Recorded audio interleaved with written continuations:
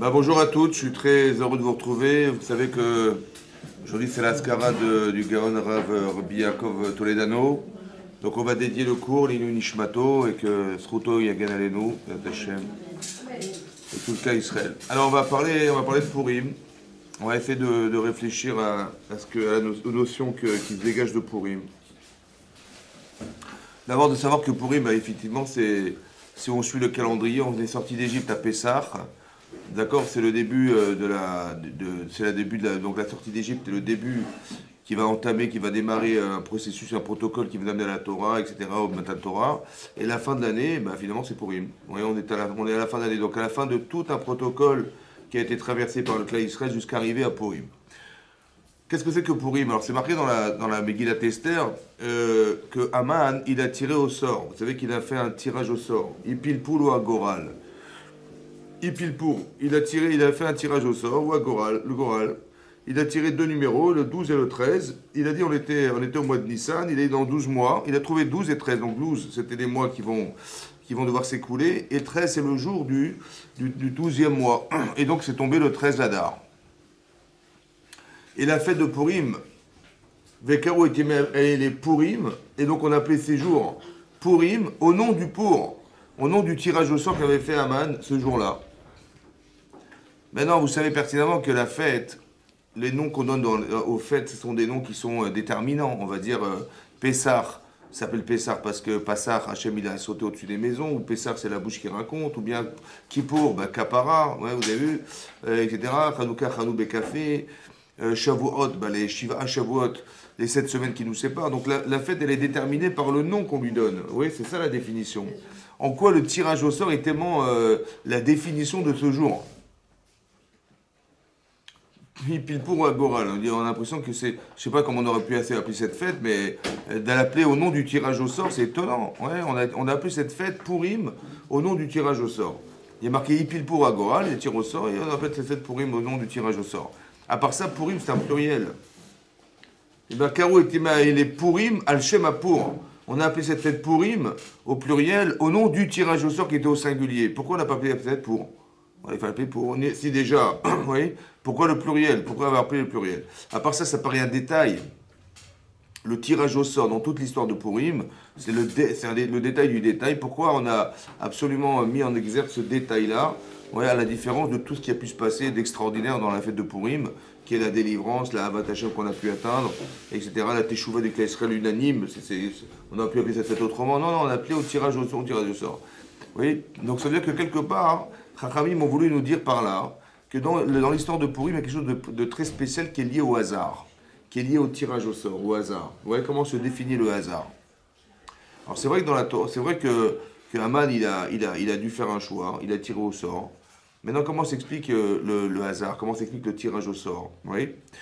Nous, on sait pertinemment que on va dire qu'on est un peu frileux par rapport à ce genre de pratique. Pourquoi? Parce que toute la vie est faite de choix. Si je tire au sort, c'est pas moi. Oui. Donc, si c'est pas moi, je peux pas dire, c'est pas de ma faute. Voilà, j'ai tiré au sort, j'ai suivi le hasard. Non, en fait, il faut faire des choix. Il faut s'engager. Donc, quand on s'engage, il faut réfléchir. En fait, toute la vie est faite de choix. Oui. On est engagé parce que on est jugé, parce qu'on si on s'est engagé, on a fait des choix. On est valorisé parce qu'on a fait des bons choix. Ouais, voilà, c'est comme ça. Et donc, c'est comme ça qu'on construit sa vie par des choix. Mais il arrive parfois, dans la Torah, on voit dans la Torah qu'on a tiré au sort. Ouais, à plusieurs reprises. Par exemple, vous avez vu que on doit faire un tirage au sort c'est le Mishnah dans Yuma qui dit là-bas que quand on va devoir amener deux korbanot, vous avez deux séirim, il y a deux boucs qu'on doit apporter à Yom Kippourim, un séir l'Hachem et l'autre la Azazel. Vous voyez, il y a un korban qui va expier toutes les fautes du clan Israël qui va être sacrifié par le Kohen Gadol. Maintenant, comment on va tirer au sort alors que la Mishnah d'expliquer qu'ils sont exactement identiques, la même taille, la même hauteur, le même couleur de poil, la même couleur de sang, tout est identique, des mêmes sacrifices. Lequel va être désigné l'Hachem, l'Azazel? On ne peut pas choisir. Et là, on va tirer au sort. C'est là qu'on se rend compte que quand est-ce qu'on tire au sort dans la Torah? C'est quand on est incapable de faire des choix. Lorsque ce n'est pas dans nos mains de faire des choix. La réalité, c'est qu'on doit toujours faire des choix, dans la mesure du possible, mais quand c'est impossible, alors qu'est-ce qu'on fait? Alors on passe par le tirage au sort. C'est pareil, on va partager la terre d'Israël. Qui c'est qui va habiter où? Quel chevet va habiter dans quel espace, dans quel endroit? Alors on va diviser la terre d'Israël en 12, oui, et on va donner des numéros pour chaque tribu. Maintenant, pourquoi on a dû tirer au sort? Parce que où est-ce qu'on va habiter? On n'en sait rien. Il aurait préféré habiter près de la mer ou pas du tout, ils auraient préféré en ville, etc. Donc, où est-ce qu'on habite? Alors, on va tirer au sort. Le choix va être fait par Hachem. Le tirage au sort, c'est ça. Veitnahaltem, ouais, donc on va faire hériter la terre d'Israël, Bégoral, selon un tirage au sort. Donc, il va y avoir un tirage au sort qui va se faire. Ouais. Et donc, on fait appel au hasard lorsqu'on n'a pas le choix. Ça, c'est la définition qu'on a, nous, du hasard. Ça veut dire que quand il y a le Gorala grave, vous savez, etc., ça veut dire que quand on ne peut pas faire des choix personnels, ou les choix, ils ne sont pas déterminés par notre décision, alors on fait appel au hasard, le Goral. Oui. Donc, c'est ce qu'on appelle le Mazal. Il va y avoir un Mazal. Vous savez, la Gemara dit là-bas la Gemara dans Moed Katan d'Afkafret, la Gemara dit là-bas que Bané, Chaye Omzoné, des Bané, donc combien on aura d'enfants, Chaye, combien le temps va vivre, ou Maisonné et la Parnassa, lo Besruta Tanyamita. La Gemara dit ça ne dépend pas de vos mérites, de nos mérites, ça dépend du Mazal. Oui, on a chacun un mazal. C'est marqué aussi quand l'Agman en Ida dit là-bas que quand on va devoir choisir une femme, on dit bat ploni les ploni. Ouais, c'est un mazal. C'est-à-dire qu'on sait qu'il y a un déterminisme derrière. Oui, c'est-à-dire qu'il y a des choses qui ont déjà été déterminées depuis longtemps. On considère que le mazal existe, c'est-à-dire qu'il y a des choses qui ont été déterminées. C'est-à-dire, c'est quoi? Qu'est-ce que c'est que le mazal? Ben, on a tous un but à atteindre dans sa vie. Et il y a un mazal, il y a des moyens qui ont été attribués pour accéder à ce but. C'est ce qu'on appelle le mazal. Hachem, il a dit, voilà, telle personne, elle va vivre tant d'années parce que la réalisation de son projet, il doit durer tant d'années. Ça doit pouvoir se réaliser en tant d'années. Il y a des moyens qu'on va donner, voilà, ça va être autant d'années, il va devoir se marier, avoir tant d'enfants, etc. Et donc ça fait partie de la Vodat Hachem, mais on donne les moyens, ce qu'on appelle le mazal, qui est nozel, qui descend du ciel, ouais, qui a été proposé à l'homme, à la personne qui va naître, et ça, c'est ce qu'on appelle le mazal. Donc il y a un déterminisme, effectivement, il y a quelque chose qui a déjà été déterminé, ce qu'on appelle les moyens. Ça, c'est la façon dont on a de vivre. Maintenant, dans la Megillat Esther, c'est marqué que quand Haman il a décrété que le 13 Adar, on allait tous disparaître, il a placardé dans toutes les 127 provinces qu'on allait tous disparaître, ouais, l'extermination du peuple juif. Alors qu'est-ce qu'a fait Mordechai?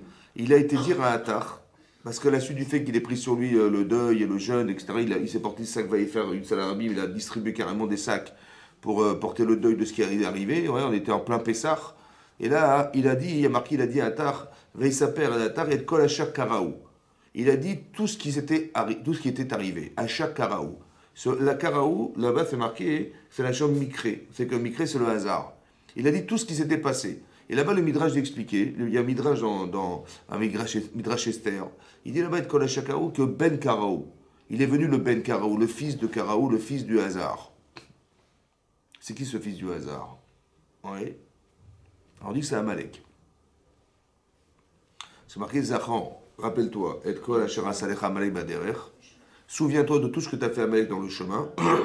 Et là-bas, c'est marqué, ouais, Ashakarecha baderer. Et là-bas, il y a 3 explications dans Rashi, mais une des explications est tout. Ashakarecha, il t'a rencontré dans le chemin. Karacha, ça veut dire mikré. C'est-à-dire que la personne qui pense que tout est dû au hasard. Ça veut dire que c'est quoi le hasard? C'est qu'il y a du Amazal. Voilà le Mazal. En fait, d'après Amalek, on est tributaire du Mazal. C'est-à-dire que les choses, elles doivent de toute façon arriver. Que tu le veuilles ou non. Tu as réussi, ça fait partie de ton Mazal. Voilà, ben vous voyez, dans les étoiles, etc., les planètes sont bien alignées, voilà, c'est le Mazal. Et ben ouais, c'est normal, tu as réussi, voilà, c'est marqué dans le ciel. Voilà. Ça n'a pas fonctionné, mais c'est normal, regarde dans le ciel. Tout est marqué dans le ciel. Donc on est tributaire du Mazal. Nous, on pense l'inverse. On n'est jamais tributaire du Mazal. D'accord? Il y a une autre façon de cultiver le mazal. On peut changer le mazal. C'est que ce que tu vois en vérité, c'est comme quand on a voulu sortir de Mitzrayim, et qu'est-ce qu'il a dit par où? Il dit, mais ça sert de sortir? J'ai vu dans le désert que vous alliez tous mourir. Ouais, j'ai vu Ra Neged Penechem. Ra Neged Penechem. J'ai vu le mal face à vous. J'ai vu quoi? J'ai dit qu'il a vu du sang dans le désert. Il a dit, vous allez tous mourir. Restez là, c'est mieux. J'en ai vu dans le désert. Et là-bas, c'est marqué que Nehefar les Dam Mila. On a transformé ce sang, en fait, en sang de Brit Mila. C'est-à-dire qu'on peut changer le mazal. Rien n'est déterminé par. C'est-à-dire que ce qu'on voit en vidéo, c'est pourquoi ce qu'on voit, c'est comment ça se réfléchit. Que ce que vous voyez en dans le ciel, c'est ce que vous êtes. Mais non, ça peut se changer. Lui dit, mais non, c'est pas ce qu'on est, c'est ce qu'on doit être. Vous avez compris ce que je veux dire? La différence de réflexion, c'est pas la même. Et ça, on doit détruire. C'est pour ça qu'il y a une guerre contre Amalek. Parce que derrière le mazal, il n'y a rien. Vous comprenez? Il n'y a rien. Alors que nous, on pense qu'il y a oui quelque chose. Il y a oui quelqu'un, il y a oui Hachem. C'est pour ça qu'il y a une guerre contre Amalek. Donc il a dit à Mordechai, il a dit à Attar qui était Daniel, Attar, on l'appelle Attar dit la Gemara parce que Khatar, il tranchait la loi, il était très proche de Achashverosh, etc. Et c'était un savant, c'était quelqu'un de très intelligent, Daniel, et donc il savait trancher la loi. Et donc on l'appelait Attar, Khatar, c'est lui. Et donc était en fait qui faisait tampon entre Esther et Mordechai. Et il a dit à Mordechai, il dit à Daniel, il a dit à Attar, il dit voilà, c'est lui le Ben Karaou, c'est lui, il faut faire la guerre contre cet homme. Ben Karaou, voilà, il est arrivé. Achak Arecha Baderer, c'est lui, c'est en fait c'est Amalek. Et c'est ça qui va se passer. Donc il va y avoir, ça veut dire, il va y avoir une réflexion derrière, et c'est ça pour en fait, de savoir comment réfléchir le hasard, comment ça se cultive le hasard, comment ça se pense, ça se réfléchit. Voilà. Il y a des gens qui disent, bah, tiens, tu as eu de la chance. Est-ce qu'on peut dire aux gens, tu as eu de la chance, tu as eu de la malchance? Non. En fait, ça fait partie de ce que tu vis, en vérité, c'est ce que tu as pu entraîner. Ouais. Et donc, c'est pas de la malchance, c'est la conséquence de quelque chose qui a été l'objet de nos actes et de nos choix, c'est ça, c'est ça.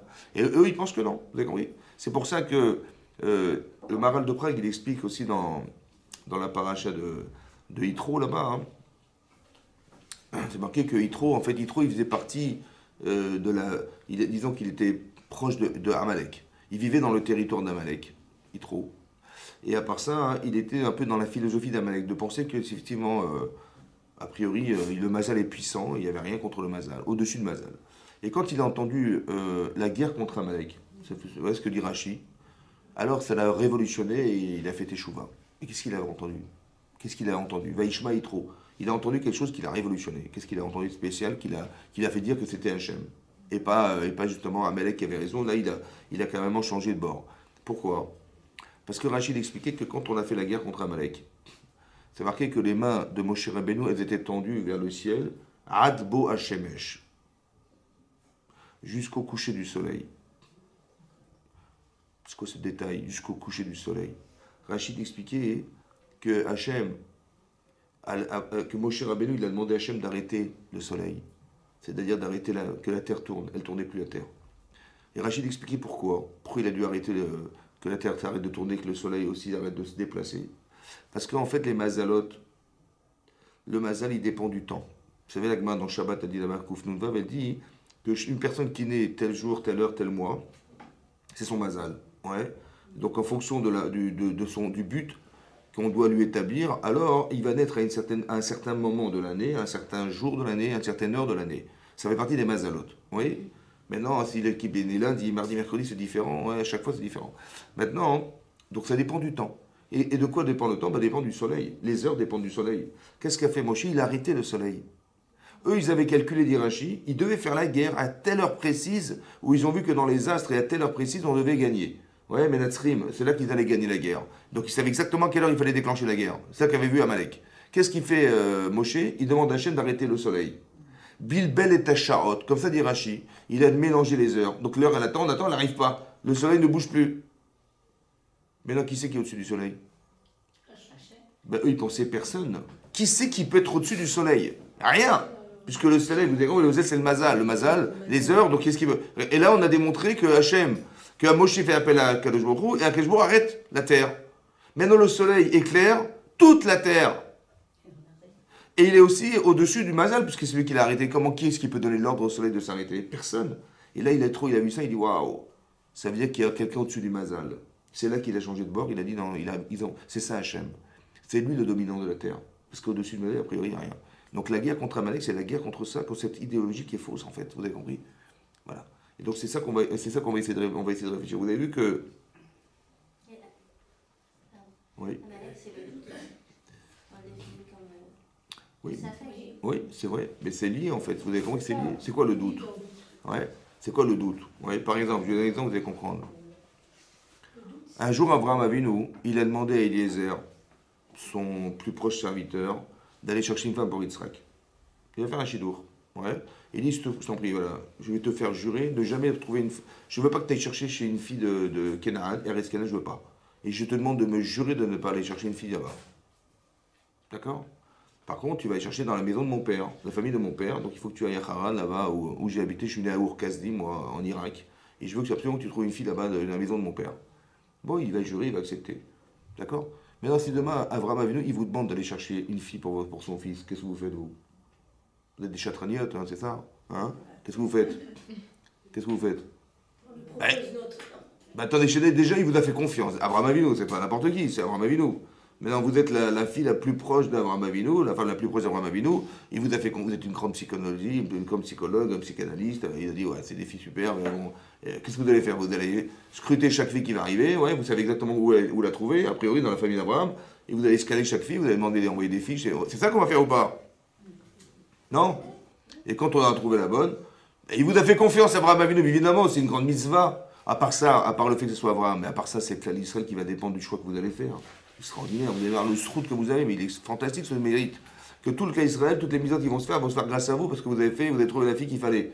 C'est glorifié. Ouais, c'est glorifié. C'est la gloire de chaque femme qui aurait voulu être la chatranite d'Abraham Avinu. Hein, c'est ça ou pas? Oui? Et qu'est-ce qu'il a fait, Eliezer? Qu'est-ce qu'il a fait, Eliezer? Il a été cherché ou pas? Il a proposé sa fille. Ouais, mais bon, on voit que ça n'a pas marché. Mais bon, mais qu'est-ce qu'il a fait alors? Il a prié. Il a prié. Il a prié, mais il fallait. On t'a pas demandé de prier, on t'a demandé d'aller chercher. Pourquoi il a prié? C'est bizarre, hein? Il a prié. Mais non, c'est marqué là-bas, hein? C'est marqué là-bas dans la tfila de Eliezer. Qu'est-ce qu'il a dit, Eliezer? Il a dit Akrena lefanaï. Akrena lefanaï, ça veut dire quoi? Rencontre-moi par hasard. Il a fait appel au hasard. Qu'est-ce qu'il a dit? Il a dit, écoute, c'est simple. Je ne sais pas qui choisir. Ça va? Donc, si je lui propose de me donner à boire, et qu'elle me répond, mais bien sûr, à vous et à vos chameaux, alors j'aurais su que c'est la femme que tu as choisie pour Yitzhak. Bon, elle avait une chance sur combien de milliards de répondre, évidemment, une jeune femme, elle arrive, elle sort avec sa cruche qu'elle a portée, la pauvre jeune fille, elle sort de la rivière. Monsieur vient, il dit, ça vous dérange pas, je bois de votre cruche. Je suis désolé, je suis une femme, vous êtes un homme, allez-y, allez chercher vous-même. Je sais pas, d'abord, c'est pas fâcheux, ouais. Et à part ça, qu'elle puisse répondre à toi et à tes chameaux. Il avait combien de chameaux? Il avait 10 chameaux. Combien ça boit de litres un chameau? Ça boit 100 litres. Gamal, c'est quoi Gamal? Le chameau. Yigamel, c'est quoi Yigamel? Qu'est-ce que vous faites tous les soirs? Vous préparez là? Oui. Gamal, Yigamel, ça veut dire sevrer. Ouais, sevrer. Combien ça boit de litres un chameau? Ça boit 100 litres d'eau. Ça peut ne pas boire pendant une semaine. Il est Gamal, il est Yigamel, il est sevré parce qu'il a bu 100 litres d'eau. 100 litres fois 10, ça fait combien? Ça fait une tonne. Si elle peut me répondre, tu sais quoi? Qu'elle peut me répondre. Rachid dit que c'est une marocaine. C'est une marocaine. Et donc elle était. Et donc il a dit, mais si elle peut puiser une tonne d'eau, ce serait super. Voilà. Et c'est ce qu'elle a accepté de faire. Mais vraiment, c'est exceptionnel. Donc, dans l'exception, pourquoi il a cherché l'exception? Pourquoi d'abord il n'a pas été choisi en lui-même? Et pourquoi il a été chercher l'exceptionnel? Le hasard. Bah, en vérité, je vais vous expliquer pourquoi. Parce que d'un côté, c'est vrai que c'est très valorisant de savoir qu'on est le futur chatran d'Avraham Avinu. Waouh, Yitzhak Avinu, il va se marier grâce à nous. C'est une fierté, c'est une fierté. Mais ça, c'est si vous réussissez, mais si vous vous plantez. Alors, ouais. Il a eu la nuance. Et pourquoi c'est comme ça? Pourquoi il n'a pas été choisi? Parce qu'en fait, qui c'est qui est mes avec Zibugim? Hachem. Pourquoi c'est lui et pas nous? Parce qu'aujourd'hui, vous dites, ouais, j'ai trouvé la fille. Ah, c'est sûr que c'est elle. C'est elle quand aujourd'hui. Et demain. Et dans 5 ans. Et dans 10 ans. T'es certaine de ce que tu penses? T'es sûr? T'es sûr? Non, c'est rien du tout. Donc quand ça ne dépend pas de nous, qu'est-ce qu'on fait? C'est comme ça. Tu fais des choix quand ils sont plausibles. Mais quand c'est pas plausible, tu es bête ou tu es folle de faire des choix comme ça? Tu dis, ouais, mais il sert à rien, attends, il m'a demandé à moi, il m'a fait confiance, et puis tu te rends compte le srout que j'en ai, Ce qu'il faut, c'est ce qu'il a pensé Eliezer, c'est il sert à rien, ça. Parce que de quel droit tu vas croire que c'est toi qui vas trouver? Ça va? Est-ce que tu en es sûr? Tu dis, ouais, mais je sens, j'ai du feeling, Oui, j'ai compris maintenant, mais qui te dit que demain, elle va pas avoir un problème, cette fille, je ne sais pas ce qui va lui arriver. Ou dans le bien ou dans le moins bien, je ne sais pas. Tu peux pas garantir. Et quand tu peux pas garantir, qu'est-ce que tu fais? Surtout ne compte pas sur toi. Il faut prier Hachem. Maintenant, comment je m'adresse à lui? Comment je vais être sûr que c'est lui? Comment je vais être sûr que c'est lui? Ben si par hasard, Ça veut dire quoi par hasard? Si c'est logique, alors je vois pas, quand c'est logique, je vois pas forcément Hachem. Vous voyez là, il fait beau, il y a du soleil, mais il fait beau tous les jours. Hein. Il y a du soleil tous les jours. Donc je vois pas Hachem, parce que c'est tout le temps comme ça. Mais qu'on dit, tiens, il arrive à un truc. Il arrive à un truc, mais improbable. Ah, Minesh Shamaim. Pourquoi Minesh Shamaim? Parce que c'était pas possible. C'était pas logique. Vous avez compris? C'est dans l'impossibilité que les choses arrivent que je reconnais Hachem. C'est dans le hasard qu'on retrouve Hachem. Vous avez compris? J'avais prié pour ça, et c'était improbable. Il a demandé, écoute, il faut qu'elle me réponde à ça, il faut me répondre au fait que je lui demande à boire, elle me répond aussi à tes chameaux. C'est improbable. Mais si elle répond ça, je saurais que c'est ça que tu as choisi. Vous avez compris? C'est dans l'improbabilité du hasard qu'on retrouve Hachem. Hachem karecha baderer. Lui, il pense que non, mais non, t'as eu du pot. Vous voyez? On dit non, j'ai fait appel au hasard. Ça veut dire que j'ai fait appel à Hachem. Il faut que ça réponde à une forme de hasard qui va répondre à une formule qui s'appelle le hasard. C'est-à-dire que Hachem, il va pas se formuler, il va pas se manifester dans la chose la plus normale possible, mais dans la normalité des événements, c'est là qu'on va retrouver Akadosh Baruch Hu. C'est ça. Et donc il fait appel à ce hasard-là. C'est ça. Et donc il y a une autre façon de regarder les choses. Vous avez compris? On n'est pas des tributaires de ce qui nous arrive. Par contre, on peut faire appel à Hachem dans des cas d'extrême limite. Quand je prie à Hachem, je dis voilà, je prie à Hachem, je m'adresse à lui. Qu'est-ce que je m'adresse? Je m'adresse à lui parce que je dis voilà, voilà j'ai des soucis, j'ai des machins. Quelque part, j'aurais tellement aimé que tu m'éclaires, que tu me montres des choses, tu me montres des sémanim, des choses qui vont m'éclairer. Un petit peu comme. Je sais pas, mettez-vous dans la peau de Yosef. Bon, Yosef, il est arrivé. Donc rêver, c'est que dans son essence profonde, il pense qu'au fond, il est concerné par ce rêve. Ça veut dire qu'il a rêvé que ses frères allaient se prosterner à lui, même son père et sa mère. Donc il s'est fait en haut de l'affiche, il dit voilà, je vais être quelqu'un d'exceptionnel. C'est son rêve, c'est-à-dire c'est son essence qui parle et qui lui fait dire voilà, tu vas être un homme exceptionnel. Et il est exceptionnel. Et la preuve, c'est son père, il apprend la Torah avec son papa, il est aimé de son papa, etc. Il y a quelque chose il ressemble à Yaakov Avinu, il y a tout est là pour... Tout est là pour lui faire dire qu'il va avoir une vie exceptionnelle. C'est ça ou pas? Finalement, ça s'est pas exactement passé comme il a voulu. Ouais, parce que ses frères, ils l'ont condamné, ils l'ont jugé et condamné à mort carrément. Il était tout en haut, il était tombé tout en bas, il devenait esclave, vendu par ses propres frères, je ne sais pas si vous vous rendez compte. C'est pas qu'on l'a kidnappé parce qu'il avait une force, d'une valeur marchande importante, et on l'a vendu, monsieur, en esclavage. Non, c'est ses propres frères. Vous avez compris, ses frères eux-mêmes qui l'ont vendu pour pratiquement rien, et ils s'en sont débarrassés. Voilà comme ça c'est vécu. Maintenant, comment psychologiquement il se retrouve, lui? Il est arrivé, et c'est exactement l'inverse qui s'arrive, il lui arrive. Il a été vendu à 4 reprises. D'accord? Il a été vendu aux Midianim, qui l'ont vendu aux Ishmaélim. Les Ishmaélim l'ont vendu aux Médanim, et les Médanim aux Mitzrim. À 4 reprises, vendu. Mais à un moment donné, il dit Rashi là-bas, hein, quand ils l'ont vendu à Ishmaélim, les Ishmaélim, ils ont dit ah bah tiens, ça nous change. Aujourd'hui, on vend pas du pétrole et des choses nauséabondes, ouais, on vend du parfum. Ça nous change un peu le parfum, ça nous change, ouais. Et là-bas, Rachid expliquait, il dit le pauvre, Otto de Saddik, qui était Yosef, déjà il a été vendu, le pauvre et tout, on va lui mettre du parfum. Un peu désodorisant pour le pauvre, franchement. Voilà ce que dit Rachid. Voilà. Rachid dit le pauvre, déjà ce qu'il a enduré, alors on va pas aller faire en plus le pétrole. L'essence, oh là là, le pauvre il va sentir mauvais, ça va pas. Non, on va mettre du parfum. Voilà ce qui est marqué dans Rachid. Vous avez compris? Vous avez compris que. On n'a rien compris. Mais je sais pas, vous avez compris quelque chose? Moi non plus. Voilà, c'est ça, un petit petit truc. Oui, c'est ça plutôt. Attendez, le type, traumatisme profond, il est vendu par esclave, il quitte son père, il quitte la famille, il quitte la Torah, il quitte tout. Tu mets un peu de parfum, ça va le calmer, vous croyez? Hein? Non. Comment ça se lit alors? Comment ça se lit? C'est comme ça. En fait, Yosef, il ne sait pas où il va. Il ne sait pas ce qui lui arrive. Qu'est-ce qu'il veut Hachem? Par hasard, le type, il a dit, tiens, ça nous change, on vend du parfum. Par hasard, on vend du parfum. Il a dit, Hachem, il est avec moi. Vous avez compris? Produit parfum. Vous avez compris? Ça veut dire que je pensais que ma vie, elle était assombrie, obscurcie parce que je vivais. Mais j'ai vu qu'Hachem, il m'a mis du parfum dans ma vie. C'est ce que j'ai entendu, c'est ce qu'il a dit. Hein. Je ne sais pas ce qu'Hachem veut. Mais c'est sûr que c'est pour mon bien puisque c'est parfumé. Vous avez compris ce que je veux dire? Ça veut dire qu'il faut voir dans le hasard, quelque part, un message. Il faut savoir décrypter ce qui ne se voit pas. Ce qui ne se voit pas. Tu dis, voilà, j'ai entendu ça, comment je vais la comprendre? C'est pas simple, hein. Mais des fois, vous avez vu que dans le hasard, Hachem se révèle. Oui, c'est ça. C'est que dans le hasard. C'est ce qu'on appelle, vous savez, ce qui est marqué, le Rav Dessler, il rapporte ça ici, il dit que la différence entre les anges et nous. C'est quoi la différence?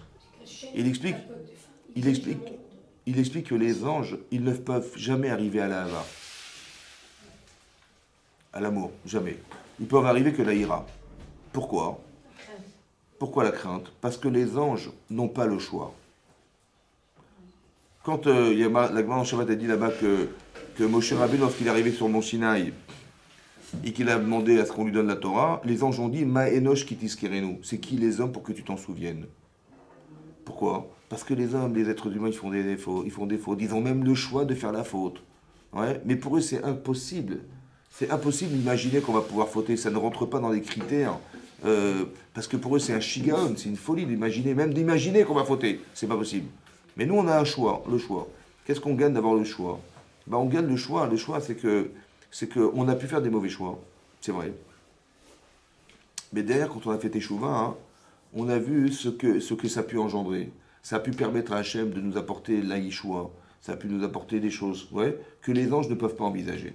C'est pour ça que là-bas, le Midrash l'expliquait que quand il y aura la Géoula, les anges, ils vont vouloir faire une shira, ils vont vouloir chanter, ils vont chercher Hachem partout.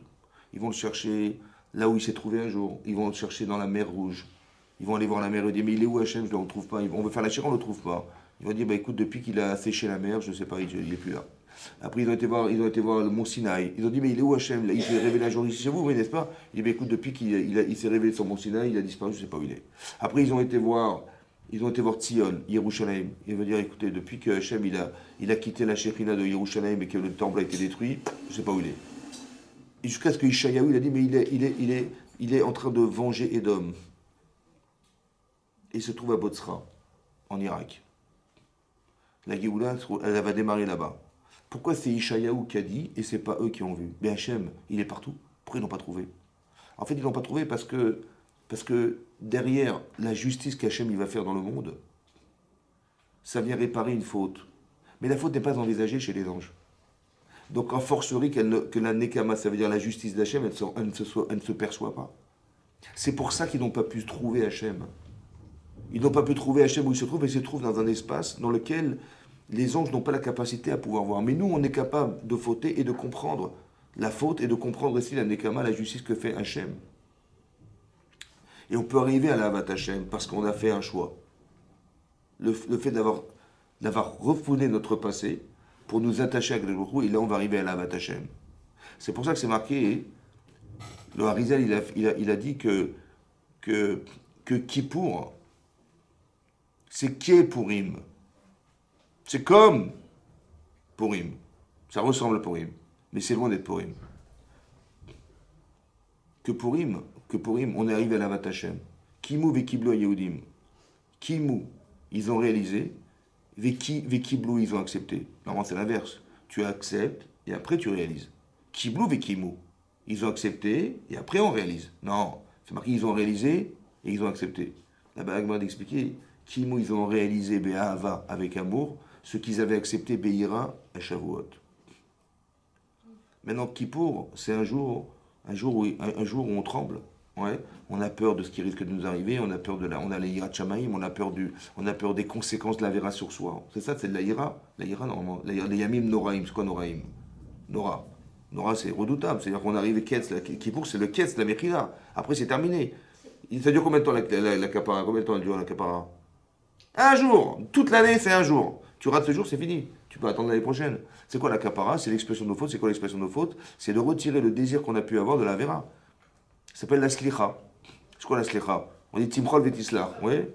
C'est quoi timchol? C'est quoi timchol? Timchol. C'est comment vous traduisez timchol? Timchol et tislar. C'est pareil. Alors on dit timchol et tislar. En fait, on dit la même chose. C'est quoi la différence entre la mechila et la slicha? C'est quoi la différence? Hein? Et est-ce qu'il y a des synonymes? Est-ce qu'il y a des synonymes dans la Torah? Il y a des synonymes ou pas? Non. Non, je demande à Hachem Timchol Vetislar. Je te demande Timchol. C'est quoi Timchol? Pardonne-moi. Et Tislar, excuse-moi. Excuse-moi. C'est pareil. Ouais. Slicha, slicha. Vous connaissez ça, la formule? Excuse-moi. Ben, c'est pareil. Timchol, pareil. En fait, il a dit comme ça. Le Rav Friedlander, il explique comme ça. Vous savez ce que c'est la slicha d'Hachem? Quand vous dites dans la prière, la slicha, on demande la slicha dans la Amida, on demande la slicha. La slicha, c'est comme ça. En fait, on a fauté. Maintenant, la faute n'est pas neutre. Ça veut dire qu'elle a, oui, une incidence sur le psychique. Vous avez vu, il y a des gens qui ont des addictions, il y a des gens qui ont une tendance. Mais pourquoi? Parce que quand on fait une avéra, ouais, c'est pas neutre, ça veut dire qu'il va y avoir un impact psychologique sur soi. Oui, c'est pour ça que la Gemara dans Kiddushin a dit que celui qui est méchané avéra achat, que celui qui répète, il répète une avéra, n'a un cyclo qui est éther. Dans son cerveau, elle lui devient permise. Je comprends comment elle devient permise. Avant, c'était Hazvé Shalom. Hein. Après, c'est. Pourquoi pas, franchement, c'est tentant, franchement. Ça devrait être remboursé par la Sécu, carrément. Hein, franchement, là, c'est vrai. Mais qu'est-ce qui s'est passé entre le moment où tu pensais que c'était Hazvé Shalom, c'était Assur, et maintenant ça devient permis, comment c'est possible? Parce que le désir, il est tellement puissant qu'à la fin, on ne peut pas s'en priver. Donc mon cerveau, il ne va pas me refuser à faire une avéra. Parce que c'est tentant, c'est plaisant. Vous comprenez ou pas? Donc comment tu l'enlèves, ça? Tislar. Je demande à Hachem de me pardonner, ça veut dire quoi? De retirer, d'effacer ce désir. Au point où je pourrais faire des choix. La slicha, la michila, c'est demander pardon. La slicha, c'est de lui demander d'effacer le désir qu'on a eu de faire la vera. Je sais que je suis prisonnier de ça, je ne peux pas m'en sortir. Alors tislar. Mais il n'y a qu'un seul jour dans l'année où ça peut se faire. Parce que sinon, il va falloir attendre l'année prochaine pour se débarrasser de ce problème. Il y a des gens qui disent, ah, moi j'ai fait tchouva et ça continue toujours. Oui, parce qu'on n'est pas arrivé à la slicha. C'est-à-dire qu'on n'a pas été suffisamment authentique, honnête, etc., et sentir profondément les choses, oui, pour se faire pardonner. Mais c'est quoi de faire pardonner? C'est de la même manière que le Yetzer, il est rentré, il faut qu'il ressorte. Mais qui c'est qui va l'enlever? Qui c'est qui l'a mis? C'est Hachem, qui est-ce qui va l'enlever? C'est lui. Donc il faut que ce soit lui. Donc c'est pas simple. J'ai peur de ça, moi. Parce que c'est une spirale dans laquelle je ne sors jamais. Mais comment je vais faire? Donc j'ai peur de ce que ça entraîne chez moi. C'est pour ça que je demande à Hachem de m'en débarrasser. C'est ça que ça veut dire. Donc c'est des Yamim Noraïm. Mais on ne peut pas arriver à la Hava par la peur. Hein? C'est quand même le plus beau jour de l'année. Ouais, c'est marqué dans la Gemara, ouais, dans la Gemara dans Ta'anit, c'est marqué que Lo Yayu Yamim Tovim l'Israël, Ketu Be'av Yom Kippourim. Ouais. Maintenant le Gaon, il explique comme ça, le Gaon de Vilna. Il dit c'est un jour de joie, mais c'est un jour de peur. Comment on arrive à mêler les deux? C'est bizarre. Oui. Par quel jour il a été remplacé? Pourquoi c'est pas c'est un jour de Simcha. Mais il manque quelque chose, il manque. Bah oui, quand vous faites un anniversaire, mangez, non? Quand vous faites, il faut manger. Et seulement, il manque, la simcha, elle n'est pas réalisée parce qu'on ne mange pas. Quand est-ce qu'on va manger? Quand est-ce qu'on va manger? Quand est-ce qu'on va manger? Kippourim. Le gars, il dit ça a été remplacé par Purim. C'est-à-dire que le michté de Purim, il vient combler ce qui n'a pas pu se faire à Kippour. Incroyable. C'est pour ça qu'il y a Purim. Mais c'est à l'ombre de Purim. Pourquoi faire long? Parce que là-bas, tu arrives à la peur. Tu as peur. Mais quand on a peur, c'est une limite. C'est une limite qui nous empêche de fauter. Mais la Hava, c'est beaucoup plus profond. On est arrivé à la Hava Tachem à Purim. Comment on est arrivé à la Hava Tachem à Purim? Pourtant, la pression qui a été exercée sur le Matan Torah est la même qu'à Purim. Qu'est-ce qu'a fait Hachem? Ils étaient Betartit Tahar. Ils sont arrivés au pied de la montagne. C'est ça qui est marqué dans le texte. Mais Rachid expliquait, la Gemara dans Shabbat, elle dit Tartit Tahar, c'est mitachat lahar. Hachem, il a pris la montagne, il leur a mis sur la tête. Il dit écoutez, c'est simple, vous acceptez la Torah Mouta, sinon Shem Tiek Voratrem. Vous acceptez la Torah super, sinon vous allez mourir avec. Donc on a été obligé d'accepter la Torah. Pourquoi on a été obligé d'accepter la Torah de force? Alors le Maharal de Prague, il explique pourquoi. Et je vais vous dire à vous, voilà. Imaginez-vous, vous êtes des femmes qui étaient en Mitzrayim. Ça a duré combien de temps le Shirbut de Mitzrayim? Combien ça a duré de temps? Hein? 210 ans, c'est l'exil. Mais le Shirbut, on est travaillé de force. Combien de temps ça a duré? Hein? 86 ans. 86 ans. Combien ça a duré de temps la Shoah? Les travaux forcés. Ça a duré 4 ans. 86 ans de travaux forcés. C'est-à-dire que les types, ils sont nés, ils sont morts esclaves. Ils sont nés, ils sont morts esclaves. Des générations entières. Vous imaginez le degré de... On était tout en bas, c'est ça, les mêmes têtes charrées tout le monde. On est arrivé à un niveau de déchéance morale qui était incroyable. Mais non, Hachem, il nous libère. C'est-à-dire, il nous fait les Makot Misraïm, ça a duré 1 an, on a vu un spectacle fantastique. Tu ne peux pas renier. Hachem, on lui téléphone, le Nil devient ensemble. On lui téléphone, les grenouilles. On lui téléphone, C'est lui, c'est sûr que c'est lui. Oui, extraordinaire. Après, on sort d'Égypte, on a eu peur parce qu'on s'est retrouvé dans la mer Rouge. Hachem, il envoie un vent puissant qui va percer la mer et qui va ouvrir la mer. On va traverser la mer, on va remettre à Tsefatem, on va faire la Shira. On a été sauvés, bon, Hachem, on s'est débarrassé de Paro, de l'armée, tout ça. Merci Hachem. Bon, il vous a sauvé la vie, Hachem. Ça va, il vous a sauvé la vie. C'est bon? Il vous a sorti d'Égypte et il vous a sauvé la vie. Maintenant, il vous dit, écoutez, mesdames, ça vous intéresse, je vous propose la Torah. Vous la voulez ou pas? Vous la voulez ou pas? Vous la voulez ou pas? Bah oui. Mais vous pouvez refuser. Non. Dans la prise de force. Vous pouvez refuser ou pas? Pas par la force, par la force du vide. Est-ce que vous pouvez refuser? Non. Vous dire, écoutez, laissez-moi réfléchir. On va bien réfléchir. Attendez, je suis pas sûr de moi. Non, mais après. Est-ce que vous pouvez refuser? Tout ce qu'on a vu, non. Mais c'est ça le problème. Ce serait fou. C'est ça le problème. C'est que tu acceptes la Torah de force. Ça veut dire quoi de force? C'est pas qu'on t'a pas forcé. Mais est-ce que tu as le choix de dire non? Non, mais il s'est vendu. C'est ça la montagne. Le Ramaral, il explique. C'est pas forcément qu'il y a une montagne qui leur a monté sur la tête. C'est qu'ils se sont sentis obligés d'accepter la Torah. Parce que tu ne veux pas refuser. Comme c'est que le Nes, écoutez-moi bien, le Nes, est-ce que de vivre des Nissim, c'est bien ou c'est pas bien? C'est bien ou pas? C'est beau. C'est beau.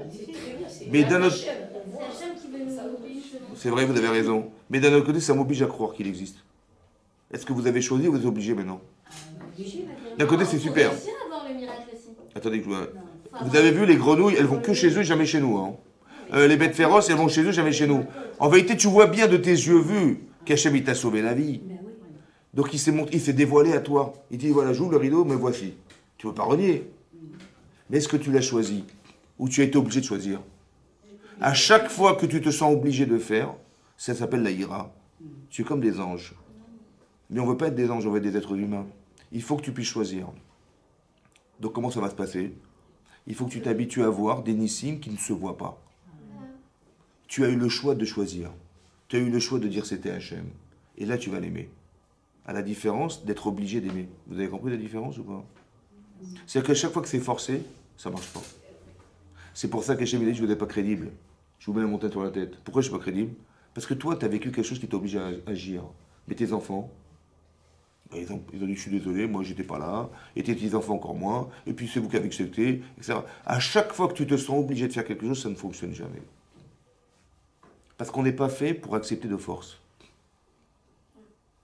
Vous savez pourquoi c'est comme ça? Et vous savez pourquoi c'est comme ça? De nature, on n'est pas fait. Vous avez vu qu'à chaque fois, il y a eu des révolutions dans l'histoire. Mais parce qu'on a été obligé de faire. Alors on s'est révolutionné. À chaque fois, on s'est révolutionné. Parce qu'on t'oblige. C'est comme ça, c'est comme ça. Et voilà, on te laisse pas le choix de décider, d'accepter, d'exister quelque part. Parce que ce qui nous fait exister, c'est parce qu'on a le choix. Mais quand on n'a pas le choix, on n'existe pas. On t'impose, c'est comme ça, il faut faire comme ça. On te fait peur et on te fait machin. Tu dis, ah, j'ai pas le choix. Mais c'est pas ça qu'il faut faire. Il faut faire aimer les choses. Il faut inviter à faire. Par exemple, ça vous a pas choqué que quand Abraham Avinu, il va rentrer en Mitzrayim, sa femme, elle est merveilleuse, c'est une femme splendide, ouais. Il voit sa femme, il dit, attends, si je dis que je suis ton mari, que tu es ma femme, ils vont me tuer. Bon, il a dit, qu'est-ce qu'il a dit à sa femme? Hein? Pas tout à fait. Qu'est-ce qu'il a dit exactement? Qu'est-ce qu'il a dit? Quels sont les mots qui ont été dits dans la Torah? C'était la phrase. Qu'est-ce qu'il a dit à Abraham? Hein? C'est quoi Anna? C'est quoi Anna? Attendez, il va mourir ou pas à cause d'elle? Il va mourir à cause d'elle ou pas? Il va mourir à cause d'elle ou pas? Il va dire, est-ce qu'il va dire s'il te plaît ou va dire attends, fais pas l'idiote? Attends, non, t'es magnifique, je suis désolé. Si je vais mourir à cause de toi, si je leur dis la vérité, je dis tout, tu vas mentir. On est d'accord, tu vas mentir, fais pas l'idiote, tu vas mentir. Il a dit tu vas mentir ou il dit je t'en prie, dis-leur. Excuse-moi de te demander de mentir. Pourquoi il a dit ça? Mais pourquoi il a ses choix? Je veux pas que tu fasses la mitzvah par obligation. Je veux que tu me sauves la vie parce que tu l'as décidé. Mais non, mais vous avez compris ce que ça veut dire ça? On invite les gens à faire, on n'oblige pas les gens à faire. Au départ, il y a marqué Réchit Ror Maïrat Hashem. Réchit Ror Maïrat Hashem. Mais le but, c'est pas d'avoir. C'est le début, ça Réchit. Mais à un moment donné, il faut que tu arrives à aimer ce que tu fais. C'est pas ce qu'Hachem fait avec nous. Mais si, il faut qu'on arrive à aimer. C'est ça pour rime. Oui, mais Notre travail. Au départ, on t'oblige. Parce qu'on c'est pas qu'on t'oblige, en fait. C'est comme si dit, il y a le code de la route. Ça va? Ah oui, Il y a le code de la route. Donc, alors, si tu veux, tu peux brûler les feux rouges, tu peux... J'ai la liberté de brûler. Mais bon, bien sûr. non mais c'est pas ça, je dis mais moi mais j'ai le choix, je peux brûler les feux rouges, je peux brûler les stops, mais pourquoi j'ai pas le droit de brûler un stop? Pourquoi? Hein? Vous brûlez pas à cause d'amende? Mais pourquoi il y a une amende? C'est justement ça la liberté. Ça l'intérêt. Mais attendez, je vais vous expliquer un truc. Si je brûle un feu rouge, je suis un criminel. Bah évidemment, parce que si c'est feu rouge en face, c'est feu vert. Donc le type il passe en vélo, il est sûr que c'est feu, il va s'arrêter, monsieur va s'arrêter, il ne s'arrête pas lui, il est pressé. Et il est comme le citron. Il est pressé. Et donc qu'est-ce qu'il fait? Il dit mais je sais conduire, ça va, écoutez, c'est tranquille. Il risque d'écraser des gens, mais c'est un criminel potentiel, ça va. Donc la loi, c'est quoi la loi? C'est de dire mais et la liberté de faire des choix cohérents. C'est pas on t'oblige pas à respecter le code de la route. C'est logique qu'il faille respecter. C'est logique qu'on fasse les misotes. C'est logique qu'on t'interdise parce que la verre n'a pas d'avenir. Donc tu m'amines que c'est un type qui vole, un type qui... Toutes les avérotes de la Torah n'ont pas d'avenir. Tu dis, mais sur le champ, mais si tu mens, tu gagnes. Si tu voles, tu gagnes. Sur le champ. Mais sur l'avenir, non. Il faut que tu comprennes que lorsque la Torah t'interdit quelque chose, c'est pas qu'elle t'oblige. C'est que si tu avais approfondi les sujets et tu avais compris l'intérêt que tu avais de ne pas transgresser, on n'est pas obligé de te répéter toute la journée, ne vole pas, ne tue pas, ne fais pas la chenara. Non. La frontière du Issour, c'est quoi le Issour? C'est quoi l'interdiction? C'est la frontière de tes obligations. Tu es obligé jusque-là. Après, c'est assourd. Vous avez compris ce que je veux dire? La limite de ce que tu dois faire. On va me dire, tiens, on a pas les murs à la maison, ouais. Attention, fais attention de ne pas te salir. Fais attention, pas de. Ne colle pas le mur, ne colle pas le mur. C'est bon, j'ai compris. La limite, c'est le mur, j'ai compris. Tu n'as pas besoin de me répéter. Par contre, j'aurais bien aimé que tu me dises ce que je peux faire. Ou ce que je dois faire, j'aurais bien aimé. Mais plutôt de me répéter toute la journée, ça, il ne faut pas faire, ça ne fais pas, ne mens pas, non, on est des champions du monde. Hein. Ce que tu peux pas faire, je vais te dire exactement ce qu'il ne faut pas faire. Là. Par contre, ce qu'il faut faire, je ne sais même pas moi-même, vous avez compris. Donc, qu'est-ce que je te dise? Mais c'est ça qu'il aurait fallu qu'on entende. L'amour, c'est d'arriver à apporter quelque chose qui va permettre à la personne de faire des bons choix. Si tu pouvais m'expliquer l'avantage que j'ai et pas l'inconvénient que j'ai. Donc quand je te dis, tu fais ça, fais gaffe, hein, c'est l'inconvénient. J'ai compris, mais de t'épanouir, c'est pas dans l'inconvénient. Tu dis, ah, moi, j'ai pas fait. T'es heureuse? Non. Mais je sais que j'ai pas fait. Mais c'est pas ça qu'on veut que tu fasses. On veut que tu saches t'épanouir dans ce que tu dois faire. La limite, elle n'est pas dans la limite interdite, elle est la limite dans la permise. C'est dans ce que tu dois exactement faire. Donc, qu'est-ce qui s'est passé? En fait, l'histoire de Purim, c'est quoi? Toutes les séquences, elles sont incohérentes. Elle a duré combien de temps, l'histoire de Purim? Hein? Elle a duré 9 ans. 9 ans. Bishnat Shalosh le Molcho, à partir de la 3e année du règne d'Achashverosh, il a fait un festin, c'est là que ça démarre. Jusqu'à Shtem Esra, donc Shtem Esra, c'est-à-dire 12 ans. C'est-à-dire que ça a duré 9 ans. Mais donc, qu'est-ce qui s'est passé en 9 ans? Vous voyez, si vous regardez un petit peu. Ben, par hasard, Achashverosh, il va demander à sa femme de se présenter devant tout le monde. Elle va refuser. Ça lui a créé un affront. Monsieur, il est tellement... Ouais, il ne savait pas quoi faire. Il a demandé à ses conseillers, Memouchan, qui était qui? C'est qui Memouchan? C'est Aman. Memouchan, c'est lui, c'est Aman. Il a préparé la pouranout, c'est lui. Ouais, donc c'est Memouchan. Il vient dire, vous savez, votre femme, elle n'a pas seulement été désobligeante vis-à-vis de vous, mais on a vu sur Paris Match, c'est marqué clairement, madame, elle a été désinvolte avec son mari, le roi. Qu'est-ce qu'elles vont faire les femmes? Elles ouvrent Paris Match. Elle dit, ouais, je crois. Mais moi aussi, je vais faire comme la reine. Ouais, donc voilà ce qu'il a dit. Que les femmes, toutes les femmes du royaume, elles vont être désobligeantes vis-à-vis de leur mari. C'était grave, hein, c'est... Oh. Ouais, c'est très grave. Et l'autre, il accepte. Il dit, ouais, t'as raison, Chazak Balour. Et donc, il va tuer sa femme. Bon, après, il faut trouver une femme qui va remplacer cette femme, la pauvre. Ouais, elle est morte. Qu'est-ce qu'on fait? On va chercher une femme. Qui c'est qui a demandé qu'on cherche? Aman. Et qu'est-ce qu'il a dit? On va chercher dans tout le royaume. Qui on a trouvé? La Esther. Non, mais franchement.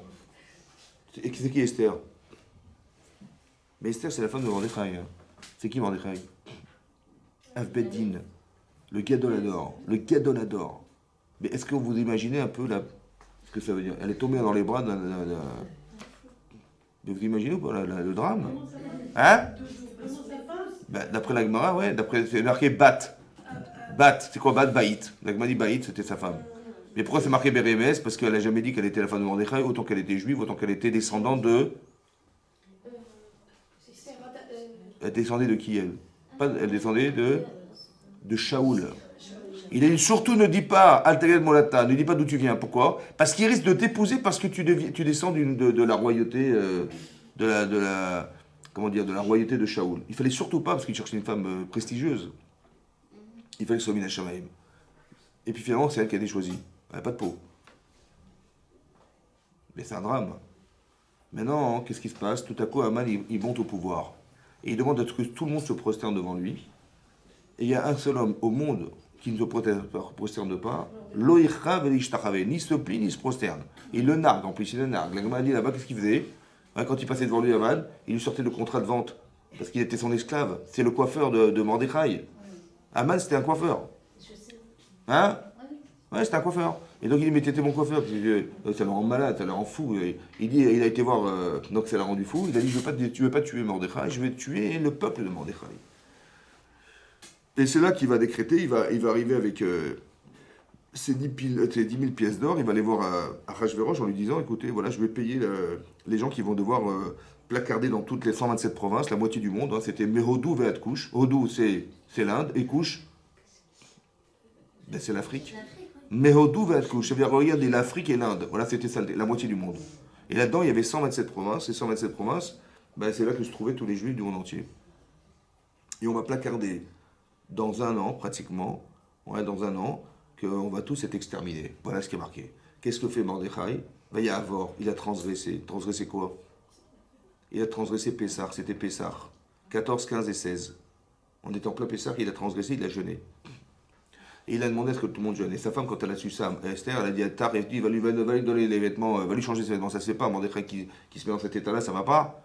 Et donc il va dire à Tar, dis-lui, Imacharesh tacharishi ba'etazot. Si tu te tais, tu fais rien. Aat ou betavir tovedu. Toi et la maison de ton père, vous allez disparaître. Toi et la maison de ton père. Ça veut dire quoi, la maison de ton père? Toi et la maison de ton père. Revar vatsala yamod la yodim va comme acher. De toute façon, on va être sauvés, nous, c'est sûr et certain. Mais c'est dommage que tu rates l'occasion de le faire toi et la maison de ton père. Pourquoi? Parce que c'est qui Aman? Il descend de Agag. Aman à Agagi. Et Agag, c'est le roi de Amalek, qui a été sauvé grâce à qui? Grâce à Shaoul Amelech. Il a tué les Amalekim, mais il n'a pas tué Agag. Le roi, il dit, on ne tue pas les rois. Il a laissé partir. Et Agag, il a eu un enfant, et des enfants, hein, il s'est redémarré. Et Aman, il descend de Agag, de cet homme. Donc en vérité, Shaoul, il a raté sa mission d'avoir détruit Amalek. Et elle descend, elle, de Shaoul.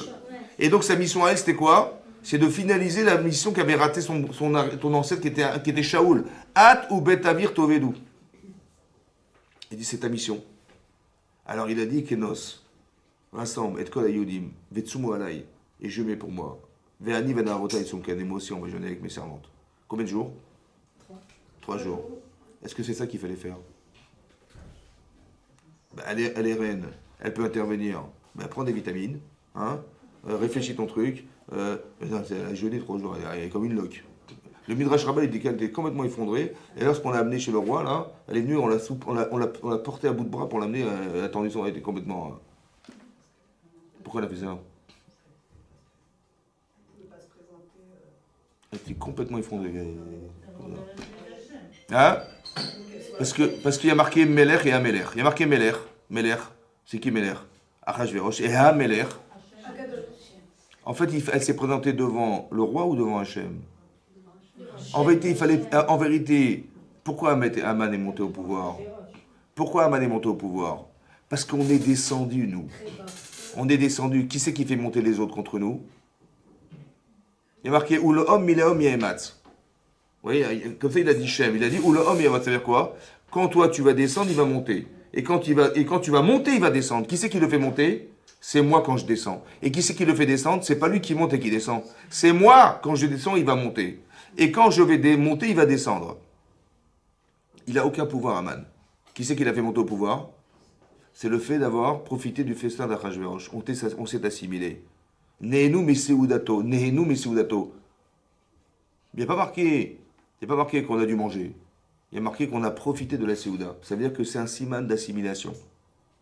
Et on s'est prosterné devant la statue de Nebuchadnezzar, qui était l'empereur de l'époque. Et donc on s'est assimilé.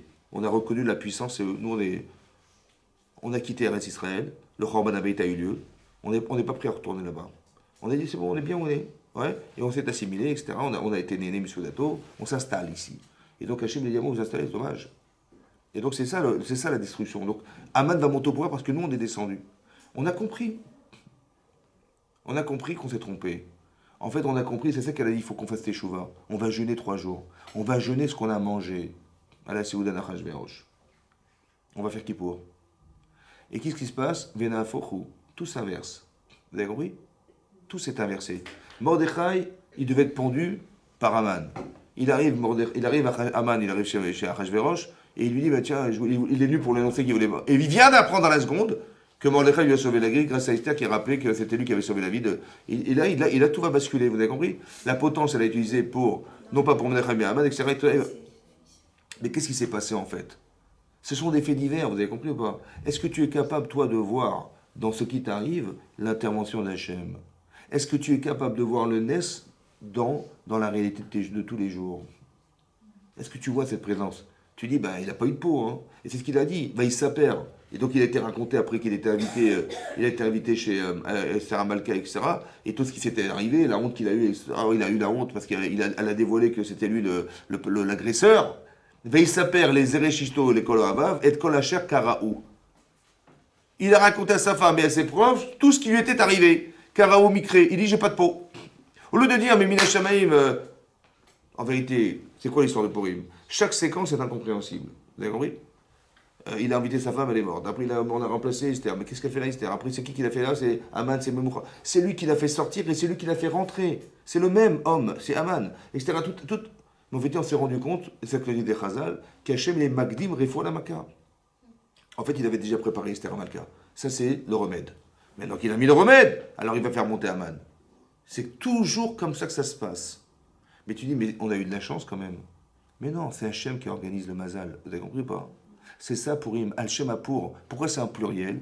Parce qu'il y a 2 façons de lire le hasard. Soit tu lis comme Aman, soit tu lis comme la Torah. C'est toi qui décides. Purim, Hachem Apour, c'est un pluriel. Il y a toujours 2 façons de lire. Toi tu dis, bah tiens, elle a eu de la chance, ou elle n'a pas eu de chance. Ou tu dis, non, mais non, c'est Hachem. Et ce qui est marrant, c'est que quand ça va, c'est les Tova. Et même quand ça va pas, c'est les Tovatra. Tu dis, mais il nous a mis la pression quand même. C'était les Tovatra, pour que tu fasses tes Shuvah. Et Vena Fochou. Et ça, c'est l'Anekaman Hachem. Ce que les anges ne peuvent pas concevoir. Alors nous, on peut le concevoir. Et c'est parce qu'on a choisi de faire Teshuvah, et qu'Hachem, il a agréé notre Teshuvah, et qu'il a tout renversé, qu'on va l'aimer. Parce qu'on a choisi.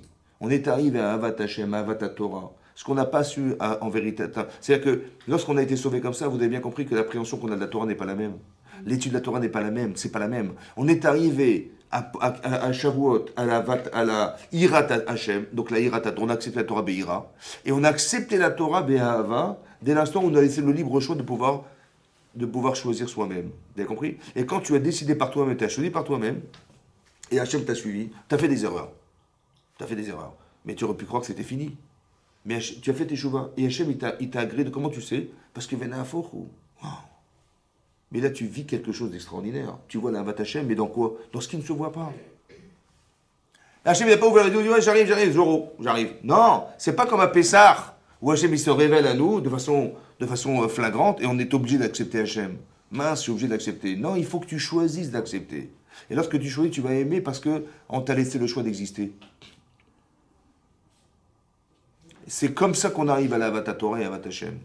Quand tu comprends la nécessité des choses. Il vaut mieux donner envie aux gens de comprendre que d'obliger à comprendre. Vous avez compris la différence de pensée, de réflexion? Toute Purim, Al-Shem Apour, et c'était l'essentiel de la fête de Purim. Tous les événements il faut savoir que toute l'histoire de Purim, c'est pour ça que c'est marqué dans le... Il y a un Yerushalmi qui dit là-bas qu'à la fin des temps, Rabbi Yochanan dit tout le Tanakh va disparaître sauf les 5 livres de la Torah.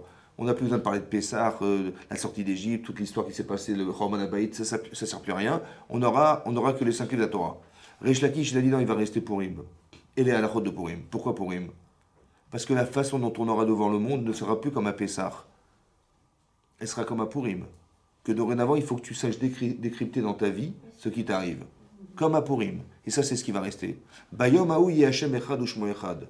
Bayom Haou, ce jour où Hachem se dévoilera, Yehachem Echad ou Shmo Echad. L'Agman en Psachim m'a dit, mais je ne comprends pas, mais quoi Bayom Haou? Quoi, à la fin des temps, Hachem il va se révéler Hachem Echad ou Shmo Echad. Qu'aujourd'hui il n'est pas Echad. L'Agman a dit non. Pourquoi? Parce qu'il arrive des choses dans ta vie, tu sais qu'Hachem il est émet. Mais tu vois des choses, des fois tu dis voilà, le silence de Dieu, quoi, c'est le truc. Là, des fois, je comprends rien, des fois, ça me paraît cruel, des fois, ça me paraît anormal, des fois, on vit des choses qui sont pas dans... On a l'impression qu'il y a... C'est comme quand tu dis, mais qu'est-ce qu'il est où, l'Hachem? Haman, il a décrété qu'on va tous mourir. Ouais. Si tu arrêtes le film à ce moment-là, tu dis, mais c'est une catastrophe. Hachem Echad, ou Shmo Echad, tu verras, tu comprendras pourquoi. On a compris à Purim pourquoi? On a compris? Et bien, c'est ce qui va se passer à la fin des temps. On t'expliquera exactement Hachem Echad ou Shmo Echad. Son nom, c'est ce que tu vas voir. Tu sais désigner. Tu dis, là, je vois que je ne comprends pas ce qui se passe. Soit Mami, qui Hachem Echad ou Shmo Echad. On t'expliquera un jour. Comme à Purim, vous avez compris? C'est ça qui va rester. Cette façon de lire la réalité, que Hachem se cache dans l'histoire. Historia, Esther Hachem, Megillat Esther, c'est de révéler ce qui est caché dans l'histoire. Ça, c'est la fin des temps. C'est-à-dire qu'à la fin, on t'expliquera pourquoi il est arrivé ça, pourquoi il est arrivé ça, de façon individuelle et de façon collective, pourquoi l'Israël a dû passer des événements pareils. On t'expliquera pourquoi. Tu vas comprendre comment tu as grandi par les événements que tu as traversés dans ta vie. Tu n'es plus la même femme, c'est impossible. Quand tu traverses un événement, que tu sois la même, c'est impossible. Mais ça a été organisé pour que tu deviennes cette personne. Il fallait passer par là. C'est comme ça. Maintenant, j'ai pas compris. Tu verras que plus tard tu comprendras. Et des fois, et quand tu l'as compris, tant mieux, parce que tu es passé dans des périodes difficiles, pas souvent simples, ou des périodes heureuses, qui t'ont aidé dans ta vie, qui ont transformé ta façon de concevoir ta vie, qui t'ont rendu plus fort, plus convaincu, plus alerte, plus je sais pas quoi. Voilà. Mais c'est des expériences que tu as vécues. Mais Hachem, il avait pensé que pour arriver là, il fallait passer par ça. C'est lui qui a pensé. Hachem Echad ou Shmo Echad, c'est ça qui est marqué. Ouais. Pourquoi elle n'a pas dévoilé un jour la première festin? Pourquoi elle a dû faire un deuxième festin? En fait, Abba a demandé d'expliquer qu'elle a essayé de faire croire à Achashverosh qu'il y avait une relation intime entre elle et Haman. Là-bas, quand il a marqué, il n'a pas trouvé le sommeil. Pourquoi il ne trouvait pas le sommeil? Il ne trouvait pas de sommeil, Achashverosh. Pourquoi? L'Agma dit parce qu'il croyait qu'il y avait une liaison entre eux deux. Et donc, elle a fait exprès, en fait. C'est une des 12 raisons qui est marquée dans la Gemara. Pourquoi elle a fait ça? Pourquoi elle a répété? Pour qu'il dise, mais pourquoi il invite Haman? Pourquoi il invite Haman? Elle invite Haman tout le temps, invite Haman. Et voilà, il y a un problème là. Il a commencé à devenir jaloux. En fait, elle a provoqué chez lui ça pour que quand il va vouloir se venger, tout de suite il va taper sur Haman. Vous avez compris? Chazak ou Baruch.